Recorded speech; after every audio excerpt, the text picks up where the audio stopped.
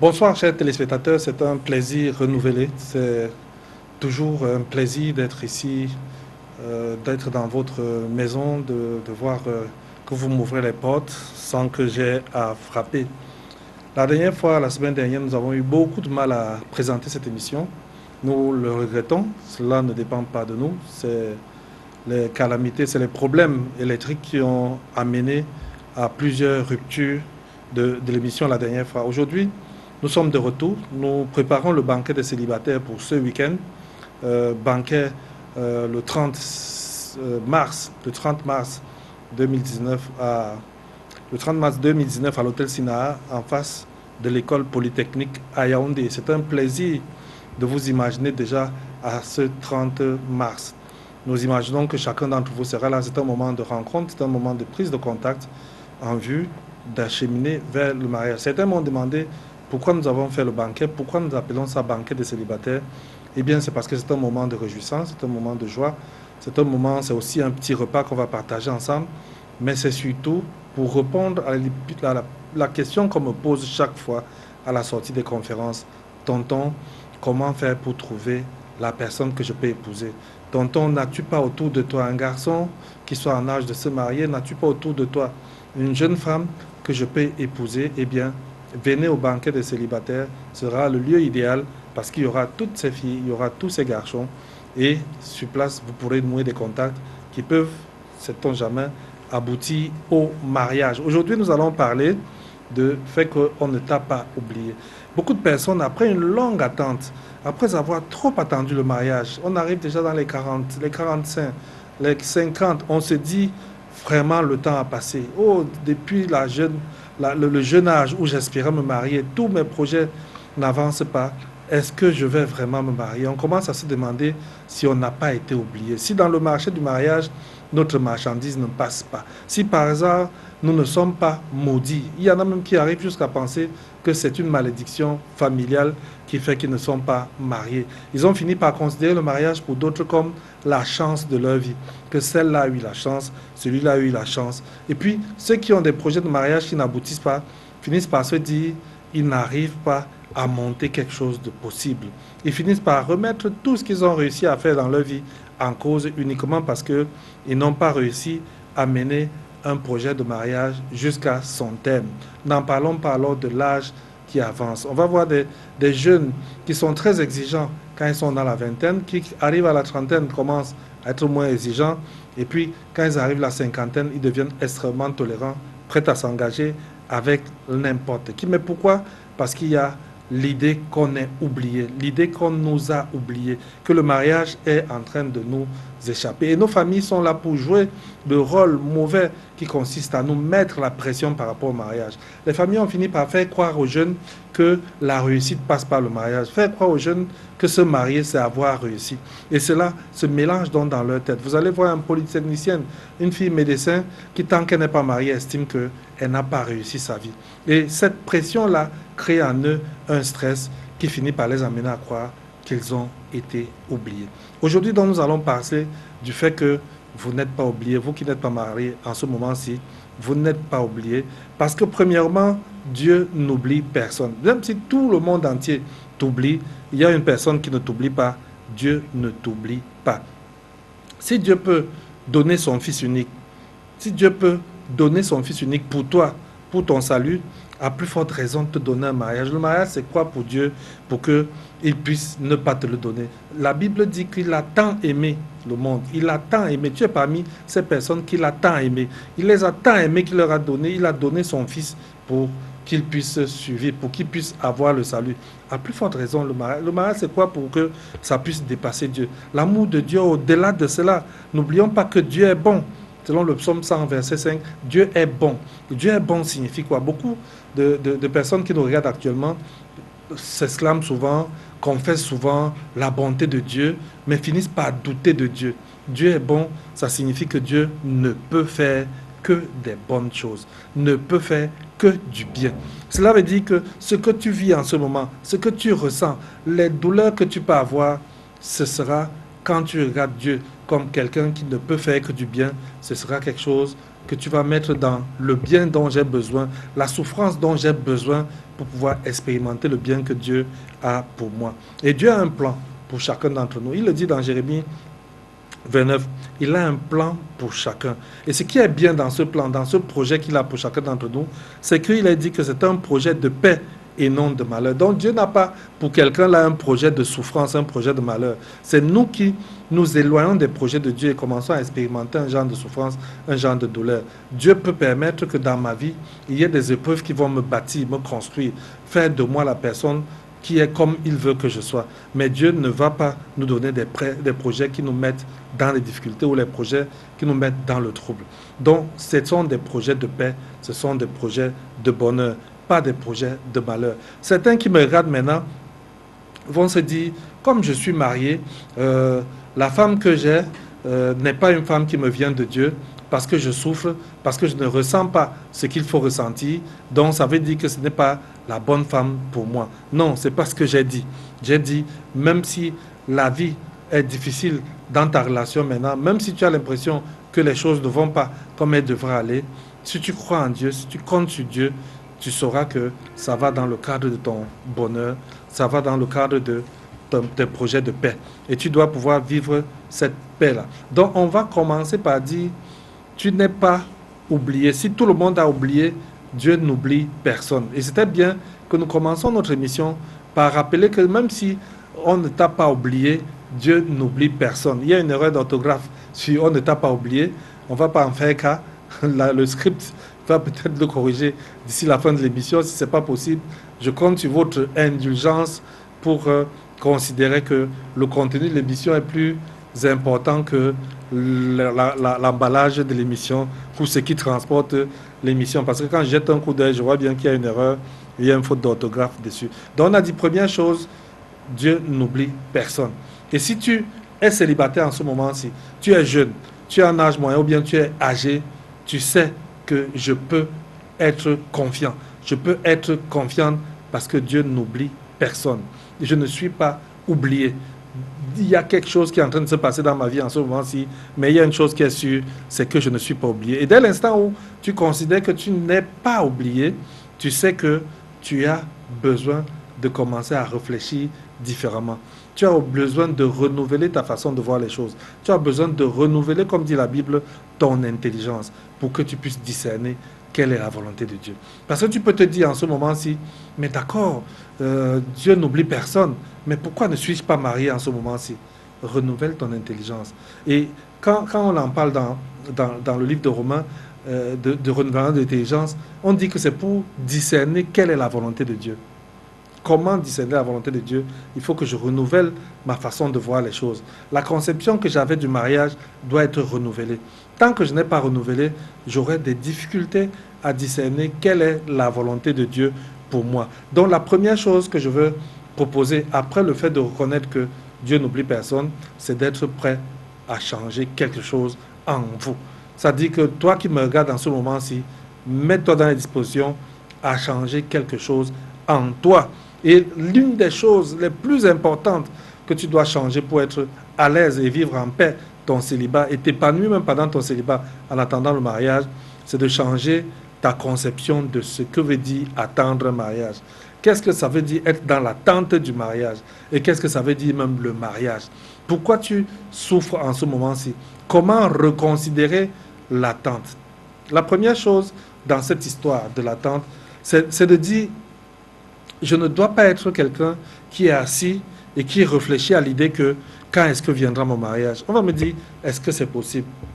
Oui, si tu considères que le mariage n'est pas une salle d'attente, tu ne vas pas te retrouver en attente. Parce que ton célibat aussi est une partie de ta vie. C'est une étape de ta vie. C'est un cheminement normal de ta vie. Et ce cheminement-là, tu peux l'investir à bon escient. Tu peux l'investir pour que l'attente ne soit plus une attente, mais soit plutôt un moment de votre vie, une étape de votre vie.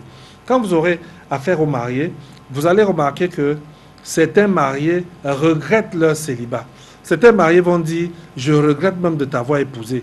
J'aurais préféré rester célibataire parce qu'ils n'étaient pas encore rassasiés de leur célibat quand ils sont entrés dans le mariage. Donc ils ont encore des restes de jouissance, de joie, de paix qu'ils avaient dans le célibat, qui veulent continuer à expérimenter, parce qu'ils sont entrés dans le mariage sans être prêts pour le mariage, sans avoir terminé avec la phase de célibat.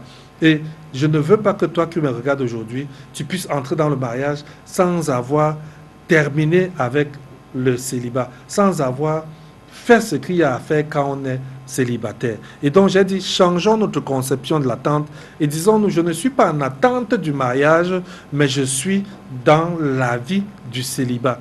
Nous avons dit plusieurs fois dans cette émission que ce sont des bons célibataires qui feront des bons mariés. Le mariage ne transforme pas les gens qui étaient mauvais en personnes qui deviennent bonnes. Donc c'est pendant le célibat que je vais me rebâtir. C'est pendant le célibat que je vais faire de moi ce que Dieu veut que je sois. C'est là où je vais commencer à travailler pour être la bonne personne. Je vais commencer à travailler pour que d'autres personnes qui me regardent aient envie de m'épouser, pensent que je peux être le genre qu'ils peuvent épouser. Et beaucoup ne sont pas le genre que d'autres veulent qu'ils épousent, mais languissent dans l'attente du mariage, sans avoir travaillé en eux-mêmes. J'ai écrit un livret qui est très intéressant là-dessus, que j'ai intitulé « Tailler le profil de son futur conjoint ». Dans ce petit livret, j'essaie d'expliquer comment tu peux faire pour être la bonne personne, mais surtout comment tu peux faire pour trouver la bonne personne dont tu as besoin pour vivre un mariage heureux. C'est un livret qui est disponible hors antenne, on peut en parler, puisque ce n'était pas l'objet de l'émission. Mais ce livret permet à chacun de commencer à changer sa conception de l'attente du mariage. Et puis, adopter aussi le fait que Dieu a un plan et un programme spécial pour toi. Dieu a un programme spécial pour toi, mon frère. Dieu a un programme spécial pour toi, ma soeur ou ma fille ou mon fils. Tu es unique en ton genre. Ton mariage ne doit pas se passer forcément comme pour les autres. La rencontre de ton conjoint ne se passera pas forcément comme ça s'est passé pour les autres. Pour certains, c'est à la sortie du culte. Pour d'autres, c'est à la chorale. Pour d'autres, c'est au lieu de travail. Pour d'autres, c'est en famille, une relation qui t'a présenté à une autre relation. Pour d'autres, c'est un ancien camarade d'école ou une ancienne camarade d'université. Pour toi, ça pourrait être le banquet de samedi. Chacun est unique et Dieu c'est là où tu vas rencontrer ta personne. Je le dis parce que ce samedi, il y a ce banquet qu'il ne faut pas louper pour quoi que ce soit. Les téléspectateurs anciens de l'émission ont reçu un SMS que je leur ai envoyé pour leur parler de ce banquet-là. Je voulais simplement rappeler que si vous êtes marié et que vous avez reçu ces SMS, souvenez-vous que quand vous m'envoyez les messages à la télévision, vous ne me dites pas forcément vous êtes célibataire ou marié, mais j'ai pensé que si vous êtes marié, il y a forcément un célibataire autour de vous qui pourrait profiter de ce banquet-là pour pouvoir rencontrer la bonne personne, la personne qu'il lui faut. Donc on disait, adaptons-nous à l'idée que Dieu a un programme spécial pour chacun d'entre nous, a un plan spécial pour chacun d'entre nous. Commençons à considérer que nous sommes uniques en notre genre, que devant Dieu, nous sommes une pièce unique. Il n'y en a pas deux. Et le plan que Dieu a pour toi, le plan que Dieu a pour toi au sujet du mariage n'est pas le même qu'il aura pour chacun d'entre nous. Et donc, ça permet de changer aussi la conception de l'attente dont on parlait au début. Le seul fait de savoir que Dieu a un plan spécial pour moi. Et donc, cette attente peut faire partie de ce plan spécial. Ces moments que je vis maintenant peuvent faire partie de ce plan spécial. Il y a des personnes, il faut qu'on se le dise, qui vont peut-être traîner dans le célibat, peut-être parce qu'ils ont besoin de se parfaire, peut-être parce qu'ils ont besoin d'attendre la bonne personne que Dieu a préparée et qu'il est en train de parfaire cette bonne personne de l'autre côté pour que cette personne soit à l'image de ce qu'il faut. Souvenez-vous, le mariage d'Adam et Ève. Dieu commence par fabriquer Ève. Pendant ce temps, Adam souffre de solitude.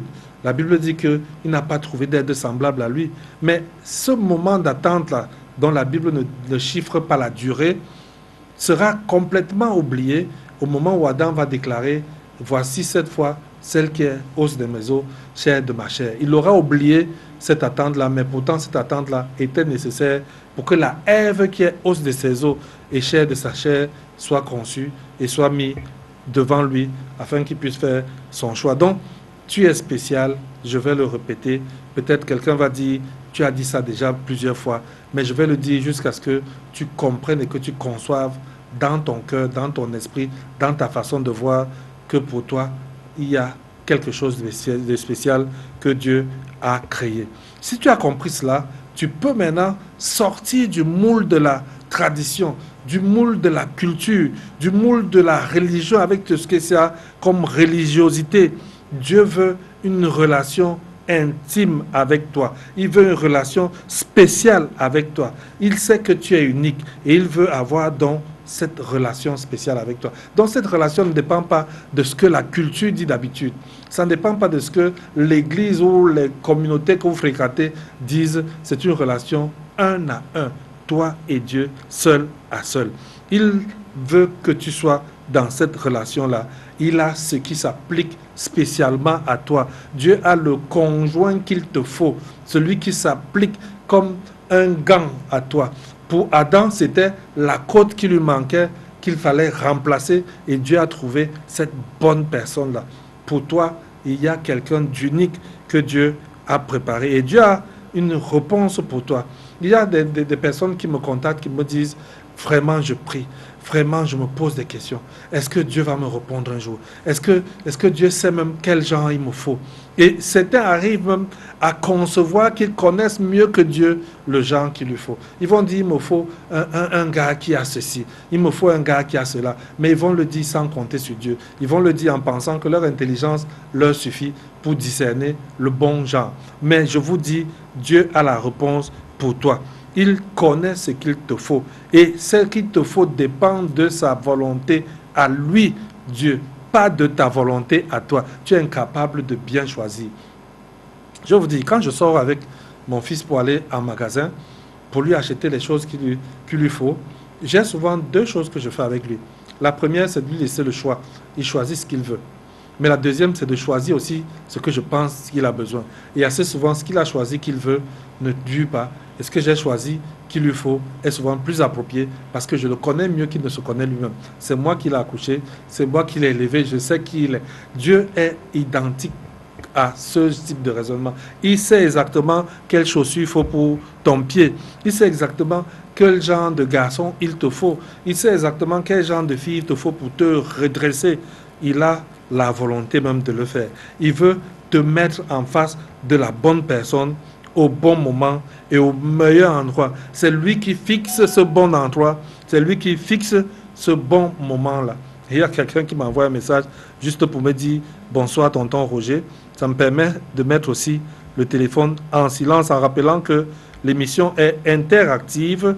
Donc, vous pouvez envoyer vos messages, vos questions. S'il y a quelque chose qui vous préoccupe dans ce que je dis, vous pouvez envoyer votre message et je pourrai vous répondre en direct à l'émission. Vous pouvez aussi envoyer une contribution pour participer à l'émission. Je disais que Dieu connaît ton âge. Dieu connaît les pressions que tu subis. Il y en a qui me disent, j'ai reçu Jésus, il est en moi. Je dis, si tu as reçu Jésus, il est en moi, ça veut dire qu'à l'intérieur de toi, il sait que tu souffres. À l'intérieur de toi, il connaît tes besoins. Puisqu'il est à l'intérieur de toi, il sait là où tu veux aller. Et il sait mieux, parce qu'il est à l'intérieur de toi, ce qu'il te faut. La Bible dit que c'est dans la tranquillité, Ésaïe 30, verset 15, c'est dans la tranquillité et le repos que sera votre salut. Et assez souvent on le lit et on s'arrête là. On oublie qu'il y a point, mais vous ne l'avez pas voulu. Beaucoup de personnes savent que c'est en Dieu qu'ils auront ce qu'il faut. C'est en Dieu qu'ils auront le maximum de satisfaction. Mais ils ne le veulent pas. Ils ne le veulent pas pourquoi? Parce qu'ils ont l'impression que Dieu est là pour les empêcher d'être celui qu'ils sont. Ils ont l'impression que Dieu est là pour leur imposer ce que lui veut et que eux ils ne veulent pas. Mais la vérité, c'est que Dieu sait mieux ce dont vous avez besoin. Et lui, il sait ce que vous avez besoin mieux que vous ne le savez. C'est comme le petit enfant qui veut les friandises qui vont bouleverser ses dents.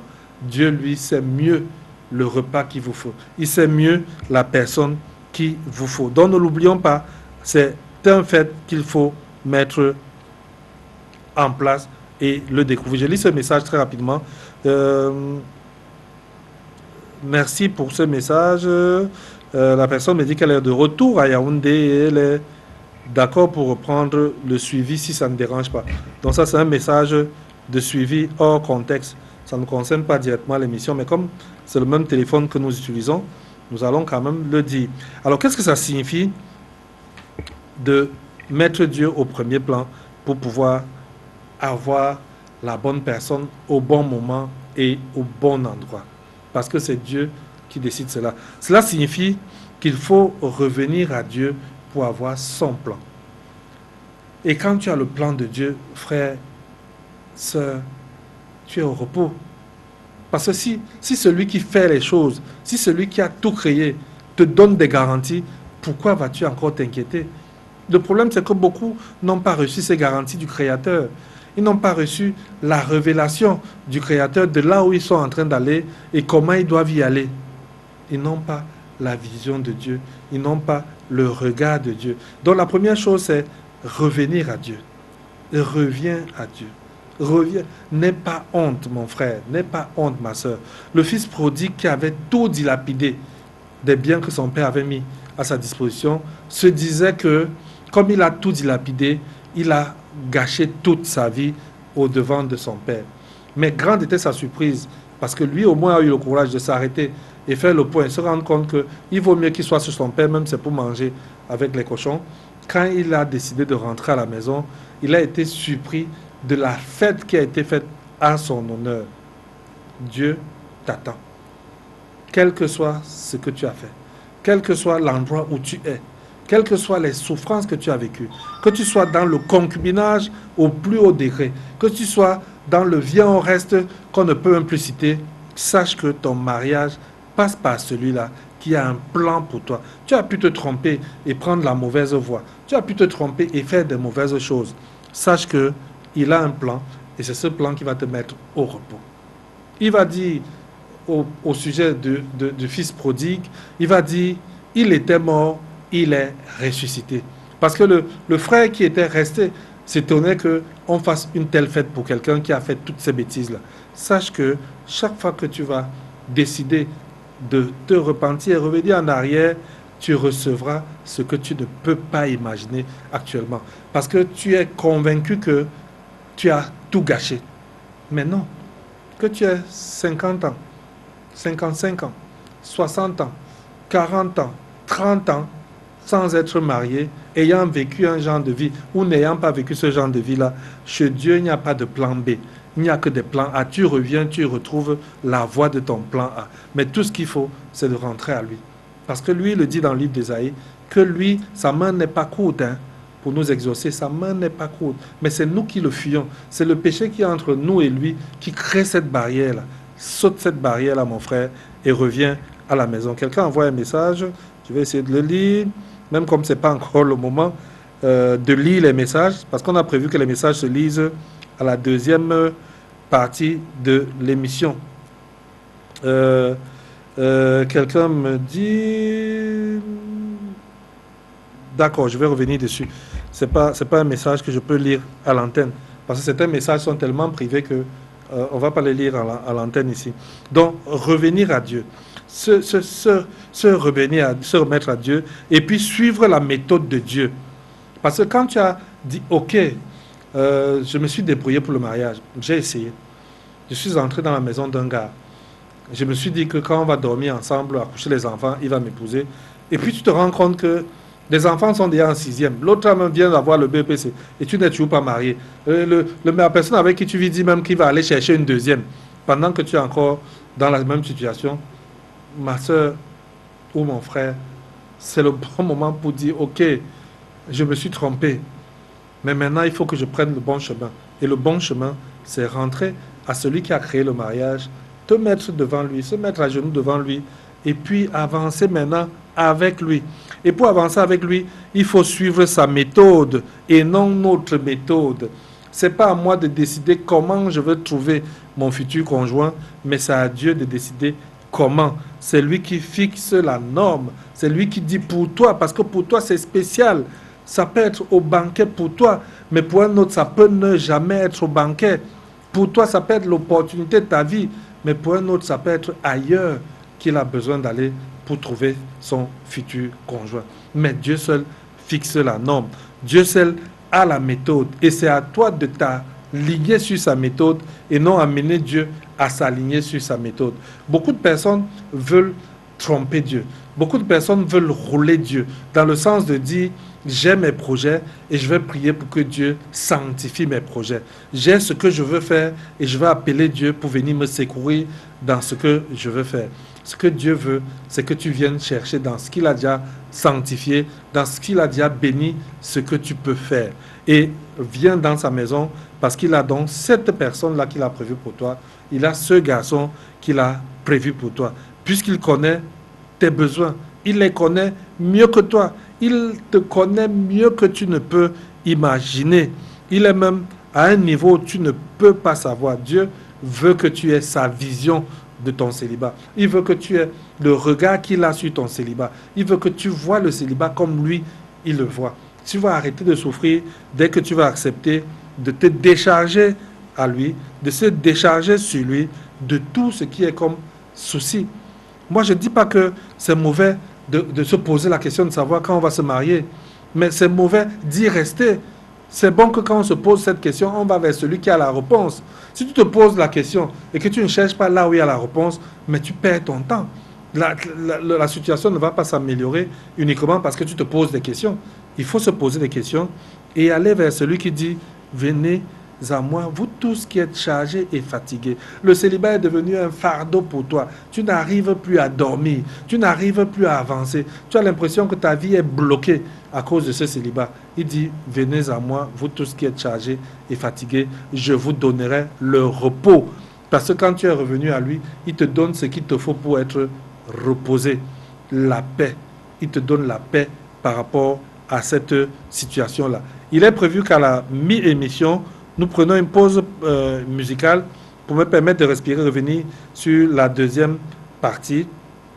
Et il y a quelqu'un qui pose la question, mais Nunga, Alexandre, qui dit, j'ai une question, comment faire pour connaître la vraie personne de sa vie? Avant la fin de l'émission, tu auras une réponse claire dessus, parce que je vais aborder ces thématiques-là.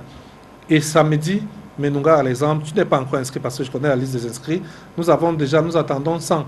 Nous avons déjà pratiquement 72 qui sont inscrits. Il y a encore 28 places. Et la fin des inscriptions était prévue hier. J'ai fait une émission la semaine passée qui n'est pas allée jusqu'à son thème pour que je puisse l'annoncer.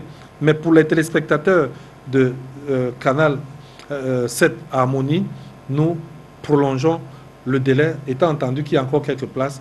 Vous, les hommes qui êtes toujours là à attendre, à jouer les timides, voici le bon moment de venir à ce banquet-là, venir rencontrer d'autres personnes, rencontrer d'autres sœurs que vous ne connaissiez pas. Il y a des gens qui disent qu'ils ont déjà fait le tour de leur communauté, fait le tour de leur milieu 3 fois, 4 fois, ils n'ont pas trouvé la sœur dont il leur faut. Venez à ce banquet qui est une opportunité et Dieu, peut-être, pour votre cas, vous montrera la sœur à cet endroit-là. Si la régie est prête, prenons une ponctuation musicale pour pouvoir continuer la deuxième partie de l'émission. On rappelle simplement que pendant la ponctuation, vous pourrez commencer à envoyer vos questions, que je puisse les partager après.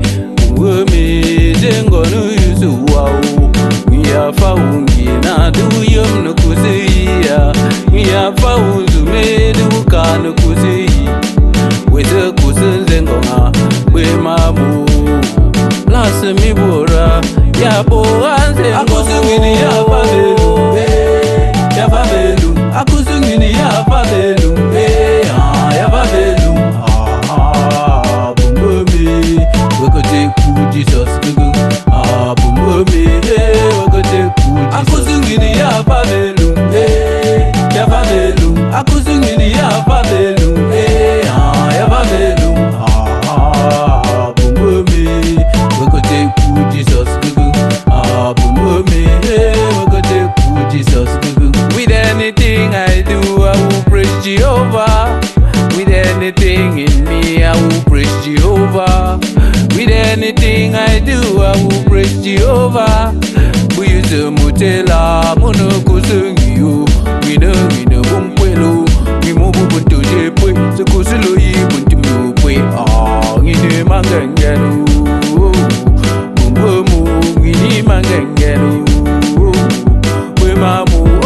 mangengero akuzungini ya valelu ya valelu akuzungini ya valelu ya valelu bumumi wekote ku Jesus gugu bumumi wekote ku akuzungini ya valelu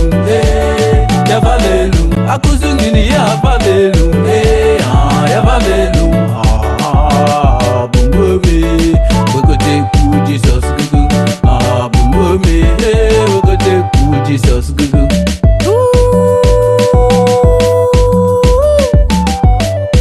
hankumo wekote ku gugu gauri adu mo mizina yom no kusi hey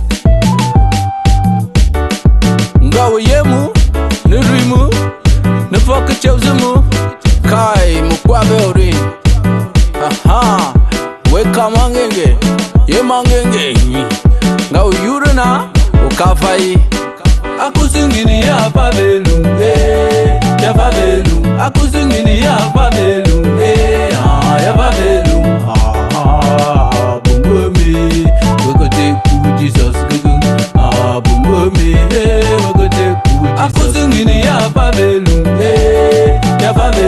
akuzungini ya valelu ya valelu bumumi wekote ku Jesus gugu bumumi wekote ku akuzungini ya valelu akuzungini ya valelu ya valelu bumumi wekote ku Jesus gugu bumumi wekote ku akuzungini ya valelu akuzungini ya valelu. Retour sur ce plateau avec cette belle chanson. Je ne connais pas les paroles, mais j'imagine que c'est une chanson de louange. Elle m'a été proposée par la régie qui connaît bien ce que je veux comme type de musique. Alors, il y a des questions qui sont arrivées pendant que ça passait. Il y a cette question qui m'a été envoyée, qui dit bonsoir, aidez-moi pour les conseils du foyer. Je voulais lui dire, vous avez déjà mon numéro, vous pouvez me joindre hors antenne pour qu'on en discute. Mais chaque mardi, en direct, il y a une émission qui parle de la famille, dans laquelle nous allons donner des conseils de vie conjugale. Mais en dehors de l'émission, vous pouvez aussi nous contacter par les différents numéros. Il y a quelqu'un qui dit, j'aimerais savoir si la faiblesse ou la baisse de régime dans la prière est due au fait que Dieu s'est détourné de nous. Je vous ai dit dans Isaïe 59, il est bien dit que Dieu ne se détourne pas. C'est nos péchés qui nous éloignent de Dieu. Dieu, lui, ne bouge pas. Il est là. Il est disponible, il est disponible, disposé. Il est comme, on dit dans nos villages, un papa qui ferme sa porte avec la paille. Dans la paille, ça veut dire qu'un enfant peut revenir à tout moment. Dieu ne s'éloigne pas des gens. C'est nous qui avons baissé de régime. C'est nous qui nous sommes laissés distraire par d'autres considérations qui ont fait que finalement, ce que nous faisions avec le Seigneur, nous ne sommes plus capables de faire. Notre régime ne peut plus être un bon régime. Il y a d'autres messages qui sont arrivés. Je vais essayer de les lire.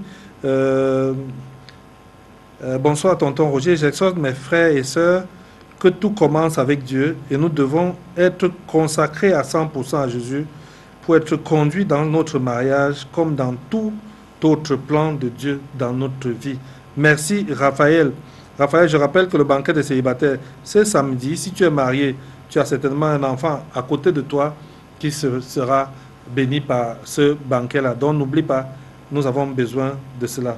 Comment connaître comment faire pour savoir la vraie personne de sa vie? C'est la question qui a été posée tout à l'heure. Elle ressemble à la première question. On va y revenir dans l'émission. On était en train de dire qu'il faut commencer par se rapprocher, revenir à Dieu. Revenir à Dieu, on a dit il faut revenir à Dieu. Ensuite, on a dit il faut suivre la méthode de Dieu, pas la nôtre. Par rapport au mariage, les gens ont 1000 méthodes qu'ils ont pu imaginer, mais c'est celle de Dieu qui produit le résultat qu'il nous faut.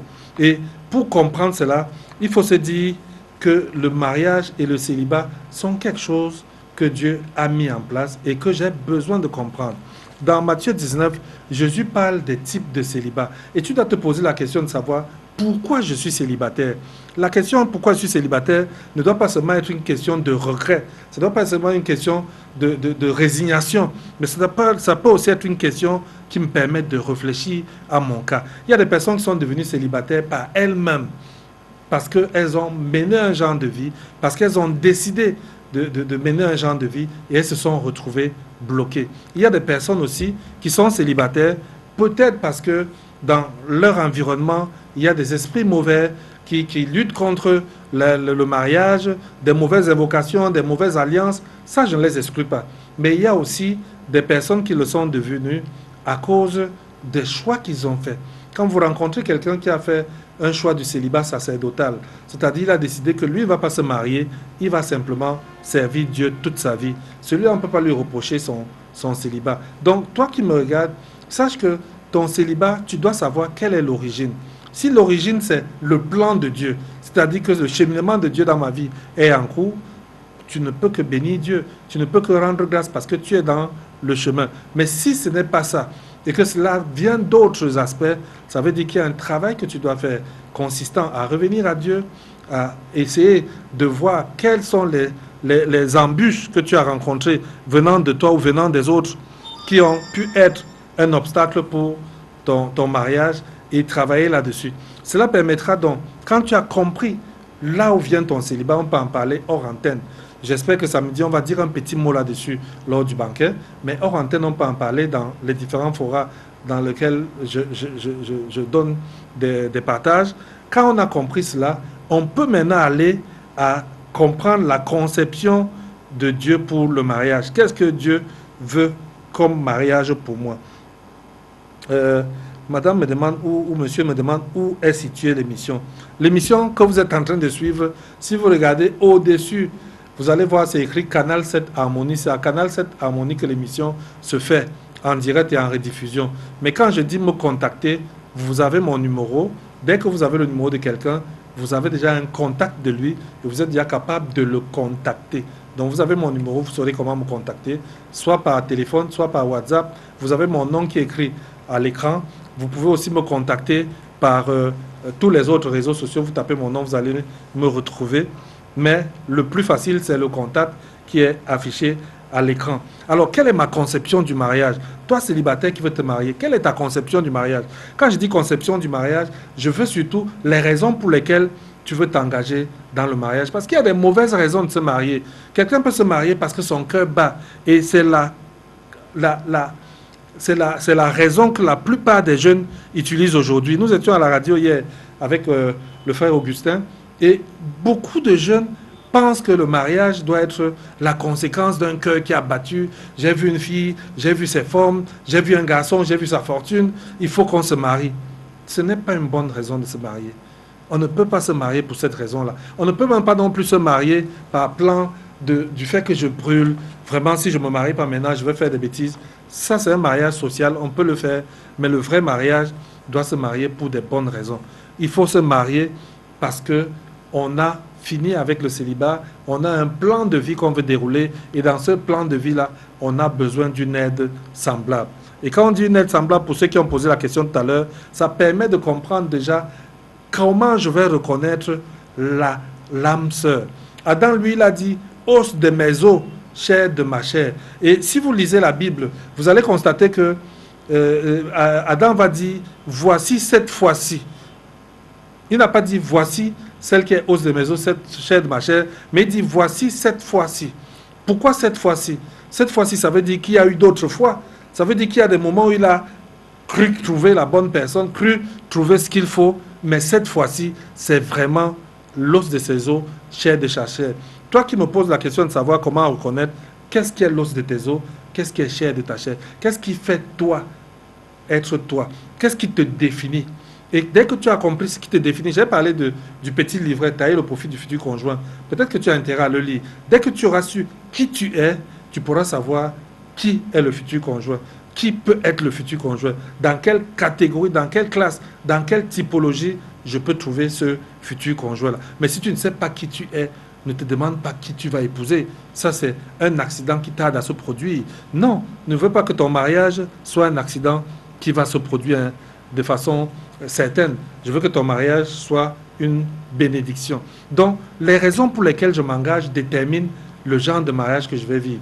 Si je m'engage pour des mauvaises raisons, parce qu'il y a des mauvaises raisons de se marier, il y a des bonnes raisons de se marier, mais il y en a aussi des tas de mauvaises.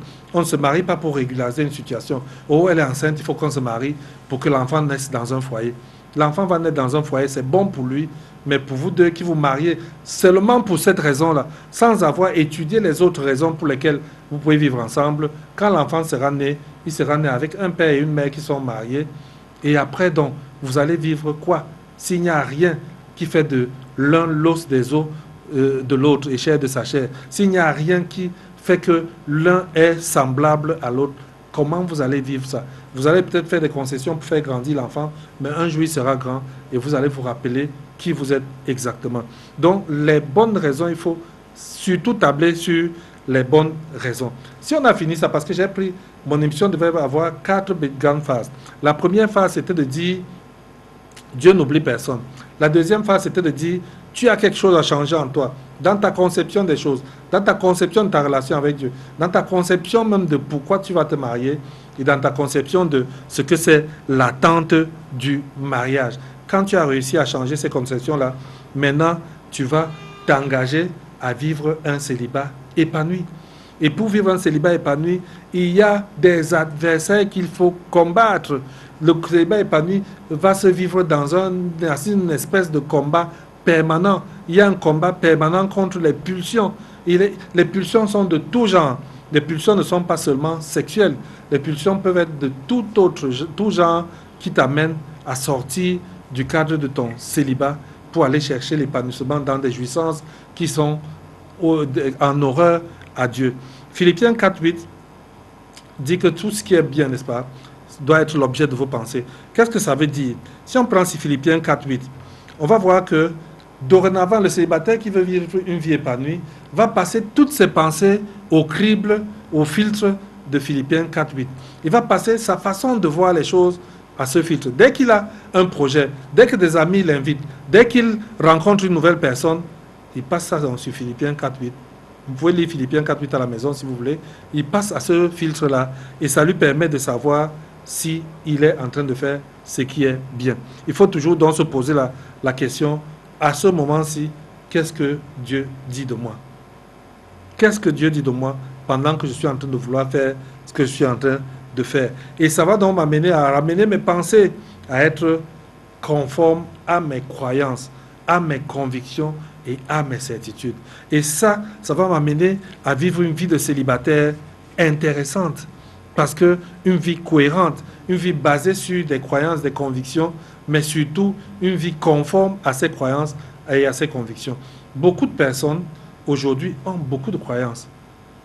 J'étais hier avec le responsable d'une radio qui me disait qu'il a fait une étude qui lui a permis de découvrir, en faisant la littérature, qu'il y a 80 000 doctrines chrétiennes dans le monde. 80 000. Dont les gens ont des tas de croyances, des tas de pratiques, des tas. Mais ça ne fait pas que le monde change. Simplement pourquoi? Parce que les gens n'alignent pas leurs actes à leurs croyances. Ils n'alignent pas leur comportement à leurs croyances. Ils n'alignent pas ce qu'ils disent ou ce qu'ils veulent à leurs croyances. Nous avons besoin, pour vivre un célibat épanoui, d'aligner nos actes à nos croyances, d'aligner nos principes à nos croyances. Et ces principes et ces croyances-là doivent nous venir d'un livre qui ne change pas avec les circonstances ou le temps ou la crise, venir de la Bible. Donc, quand on a compris ça, on comprend que maintenant, en tant que célibataire, j'ai besoin de m'épanouir. Et je ne m'épanouis pas en pensant au mariage matin, midi, soir. Je ne m'épanouis pas en regardant la première fille qui passe, en l'imaginant être mon épouse, ou en regardant le premier garçon qui passe, en l'imaginant être mon futur époux et le père de mes enfants. Non, je vis mon célibat en restant célibataire, en pensée, en acte, en action et en comment on dit ça encore. Et même quand je n'agis pas, je reste un célibataire. Parce qu'il ne faut pas sauter les étapes. Il ne faut pas chercher à vivre le mariage avant le mariage. Si j'ai fini ça, la bonne question doit se poser, après toutes ces choses, après tout ce que j'ai dit, quelqu'un devrait me demander, alors Roger, après que tu aies dit tout ce que tu as dit là, pourquoi Dieu ne répond pas? Pourquoi, quelqu'un a dit tout à l'heure, la tiédeur dans la prière. Pourquoi je prie depuis et que Dieu ne répond pas? Dans Jean 4, le verset 3, la Bible dit que c'est parce que vous répondez, vous demandez mal. Vous demandez pourquoi? Vous demandez pour des mauvaises raisons. Nous avons dit qu'il y a des bonnes raisons pour se marier. Mais si tu pries pour des mauvaises raisons, tu veux te marier pour des mauvaises raisons, pourquoi Dieu devrait te répondre? Pour t'engouffrer, pour te laisser t'embouber? Ce n'est pas la volonté de Dieu que tu t'emboubes. La volonté de Dieu, c'est que tu vives une vie épanouie. Il a dit de paix et non de malheur. Une vie épanouie. Donc il a ce projet pour toi. Et la deuxième chose pour laquelle Dieu peut ne pas répondre à la prière d'une personne qui demande le mariage n'est pas seulement lié à l'âge, mais ça peut être que la personne n'est pas prête. Et être prêt n'est pas une affaire d'âge. Ce n'est pas parce que tu as 15 ans que tu es prêt. Ou ce n'est pas parce que tu as 43 ans que tu es prête ou prêt. J'ai dans le fichier des personnes qui sont inscrites au banquet, des personnes qui ont 22 ans, 24 ans, mais j'ai aussi des personnes qui ont 50 ans. Mais on peut être à 50 ans sans être prêt pour le mariage. Le mariage n'a rien à voir avec l'âge en termes d'être prêt. On a des jeunes qui sont précoces. Je peux bien tomber sur un enfant de 22 ans, moi j'appelle enfant à cause de mon âge, qui est prêt dans toutes ses dimensions pour être un bon conjoint et rencontrer quelqu'un de 50 ans qui est moins qu'un gamin. Donc, on peut demander à Dieu le mariage et ne pas l'obtenir parce qu'on n'est pas prêt, parce qu'on n'a pas mis tout en place pour que ma prière soit efficace. Et Dieu ne va pas t'envoyer dans un mariage pour souffrir. Dieu ne va pas t'envoyer dans un mariage pour vivre la douleur et l'erreur. Dieu veut que tu sois prêt pour le mariage. Et être prêt pour le mariage, ça s'étudie. On en a parlé déjà dans cette émission, mais hors antenne, vous pouvez me contacter, on peut en reparler. Je ne veux pas faire de cette émission une émission où on explique comment on est prêt pour le mariage. D'autres personnes ne vont pas trouver leur futur conjoint parce qu'ils ont trop de critères non négociables. Ils sont trop rigides, ils sont trop rigoureux. Ils veulent créer une personne à leur image. Mais c'est Dieu qui crée. Vous ne pouvez plus créer. C'est Dieu qui crée ces personnes-là. Et la personne que tu vas épouser a été créée. Elle n'est peut-être pas née, elle n'est peut-être pas dans ton environnement, mais c'est Dieu qui l'a créée. Et donc, mettre trop de critères non négociables. Il n'est pas, il doit. Sinon, rien t'éloigne de la volonté de Dieu pour toi. Il y a quelques critères sur lesquels on peut être intransigeant, parce que ces critères-là sont bibliques. Exemple de critères, je ne vais épouser que quelqu'un qui est en Christ. Je ne vais épouser sans négocier que quelqu'un qui connaît Jésus-Christ, quelqu'un qui croit en Dieu. Ça peut être un critère non négociable. Mais tu ne peux pas dire non négociable, il faut qu'il soit douala. Non négociable, il faut qu'il ait une voiture. Non négociable, il faut qu'il ait l'argent. Mon frère, ma soeur, qu'est-ce que tu cherches? Dieu va exaucer ce genre de prière basée sur l'égoïsme, basée sur l'orgueil, basée sur le fait que tu ne penses qu'à toi, à te satisfaire. Non, Dieu veut que tu ailles dans le mariage pour apporter le bonheur à l'autre. Donc prie en sachant que tu as une solution pour la vie de l'autre. Tu as une solution pour un frère qui est en train de marcher actuellement et qui cherche à se marier. Tu as une solution pour une sœur qui est en train de se balader à la recherche d'un mariage. Prie pour que Dieu te montre la personne pour qui tu es la solution. Alors, autre chose à savoir, c'est que Dieu sait que tu es dans le besoin et Dieu veut que tu vives un mariage heureux.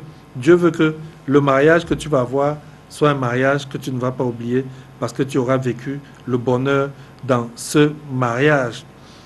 Mon frère, mes frères et sœurs, le mariage est une bénédiction de Dieu. Le Seigneur Jésus a vécu, a versé son sang pour ton salut et pour toutes les bénédictions que comporte aussi ton mariage. Néanmoins, que tu es, sorry, il y a un message qui est arrivé qui m'a interrompu, néanmoins que tu, ton mariage, néanmoins que vous, bon, il y a quelque chose comme haïr le péché pour le reste, toujours par la loi. Bon, je n'ai pas pu lire ton, tu as mis trop d'abréviations SMS, Raphaël, peut-être que tu devais me réécrire ton message qui est même très intéressant, mais en mettant le moins d'abréviations.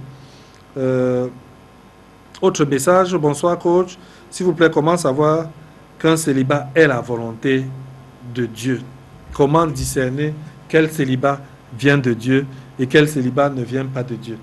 Commençons par dire que pour comprendre la réponse à cette question, quand vous allez rentrer, lisez Matthieu 19, la conversation de Jésus avec ses disciples, où il va parler des différents types de célibat.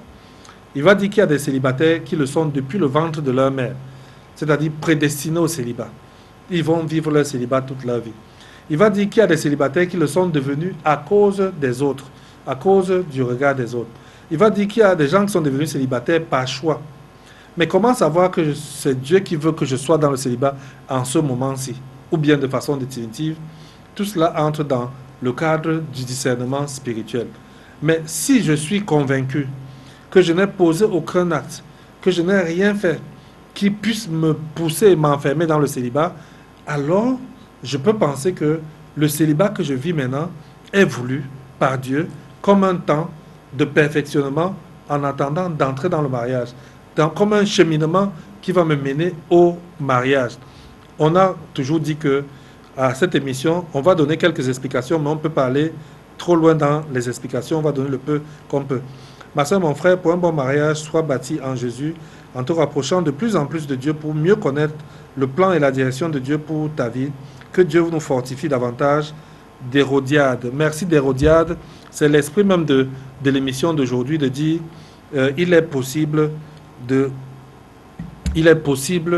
vivre son célibat de manière épanouie, mais il est aussi possible de rencontrer la personne que Dieu a prévue pour chacun de nous. Et donc, je veux qu'on termine là-dessus. Je veux qu'on termine sur le fait que Dieu ne t'a pas oublié. Dieu ne t'a pas oublié, mon frère, ma soeur. Tu es là, tu dis, Dieu m'a oublié. Dieu, il y a une même qui m'a dit, je ne veux plus prier, je suis fâché contre Dieu. Je suis fâché parce que j'ai tout fait, mais Dieu m'a oublié. Non, Dieu ne t'a pas oublié. Dieu dit dans Matthieu 6, le verset 33, de chercher premièrement le royaume de Dieu et sa justice. Et tout le reste te sera donné par-dessus tout. Ça dit que Dieu donne, comme on dit dans notre jargon simple, Dieu te donne sa bouche, que cherche le royaume de la justice de Dieu, et le reste là, tu n'auras pas à te battre pour ça. Avant ça, les versets qui précèdent, il dit qu'il connaît nos besoins. Il sait ce dont nous avons besoin. Et donc, qu'est-ce qu'il faut à ce moment-là? C'est de comprendre qu'est-ce que c'est chercher le royaume de Dieu, qu'est-ce que c'est chercher la justice de Dieu. Dieu nous a laissé avec une grande mission, une grande commission dans Matthieu 28, qui veut que nous soyons ces disciples qui sont en train de multiplier son disciple-là ici-bas. Et donc, j'ai besoin de savoir quel est l'appel que Dieu a pour moi. Dans ce grand travail, dans cette grande commission, je suis célibataire, mais Dieu veut que je fasse quoi? Qu'est-ce qu'il veut que je fasse? Et tant que je n'entre pas dans mon appel, je ne peux pas jouir du bien que Dieu a prévu pour moi. Donc, entre dans ton appel. Dieu va, par la suite, dès que tu es dans ton appel, il va créer pour toi ce que je vais appeler de façon très simple des opportunités. Des opportunités, mon frère. Dieu l'a fait pour Adam. La Bible dit qu'il a mené Ève vers Adam. Il a créé cette opportunité pour lui. Il ne lui a pas dit, viens te battre, viens chercher toi-même, viens chercher, tu vas voir comment tu vas trouver. Il a fait passer cette fille devant Adam. Notre grand-mère Ève est passée devant Adam. Adam a vu, il a reconnu. Celui qui est en Christ sait reconnaître parce qu'il sait discerner quelle est la volonté de Dieu. Dieu veut être avec toi dans tout le processus dont nous sommes en train de parler ici. Il veut que tu profites de lui.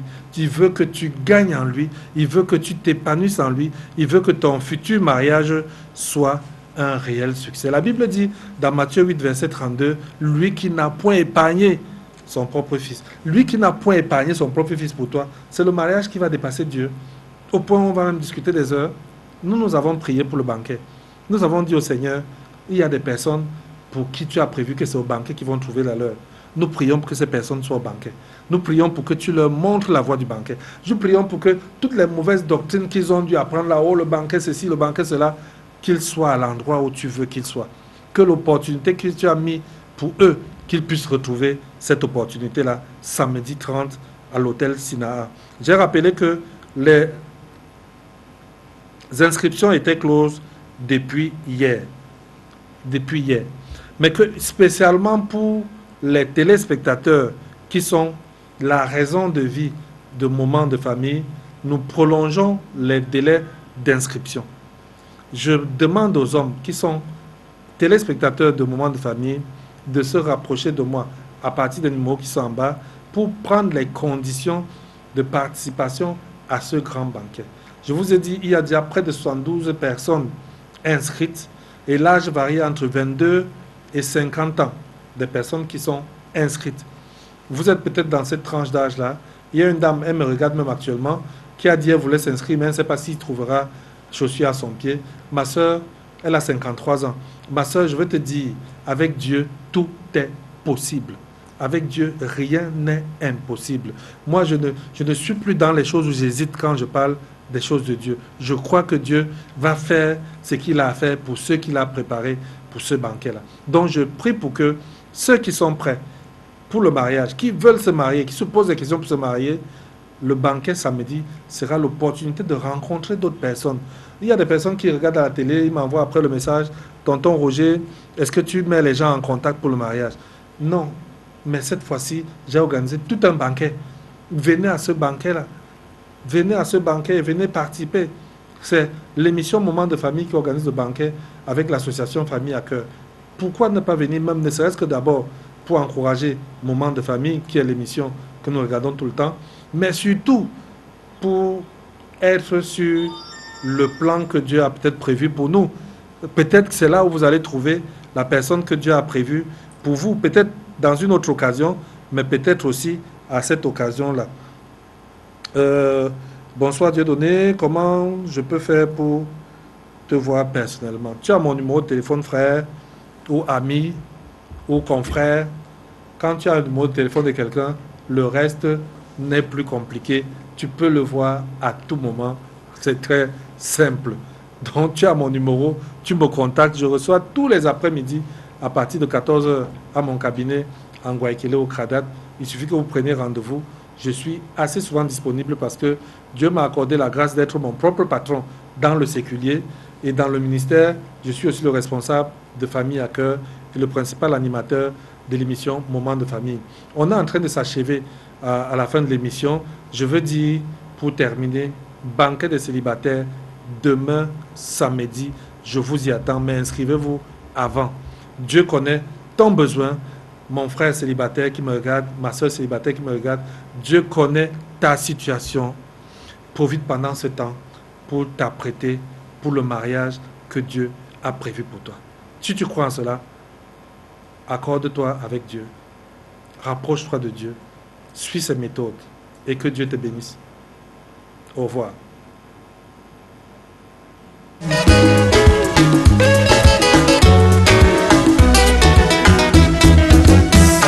Souvent que Jésus n'était pas noir, on me le répète, qu'il était tout blanc. Jésus était juif, qui n'était pas de ma race, même